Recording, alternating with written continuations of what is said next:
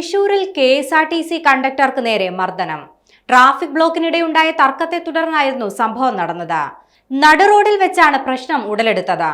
Traffic ബ്ലോക്കിനിടെയുണ്ടായ വഴക്കിനിടയിൽ സ്വകാര്യ bus ജീവനക്കാരൻ മർദ്ദിച്ചെന്നാണ് പരാതിയിൽ പറയുന്നത്. KSRTC കണ്ടക്ടർ രാജേഷ് കുമാറിനെയാണ് മർദ്ദിച്ചത്. തൃശൂർ കേച്ചേരിയിൽ ഇന്നലെ രാത്രി 9 മണിയോടെയാണ് സംഭവം നടക്കുന്നത്. ട്രാഫിക് ബ്ലോക്കിനിടെ വാഹനം മാറ്റുന്നതിനെ ചൊല്ലിയുള്ള തർക്കത്തിനിടെ സ്വകാര്യ ബസ് ഡ്രൈവർ രാജേഷ് കുമാറിനെ മർദ്ദിക്കുകയായിരുന്നു.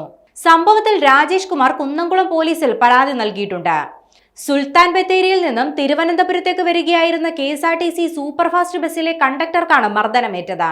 ഇതിനിടെയാണ് കുന്നംകുളത്ത് വെച്ച് സ്വകാര്യ ബസ് ജീവനക്കാരൻ തർക്കത്തിൽ ഏർപ്പെട്ടതെന്നും മർദ്ദിച്ചതെന്നുമാണ് പരാതി.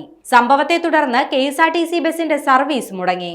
മർദ്ദനത്തിൽ പരിക്കേറ്റ രാജേഷ് കുമാർ തൃശൂർ മെഡിക്കൽ കോളേജ് ആശുപത്രിയിൽ ചികിത്സയിലാണ്.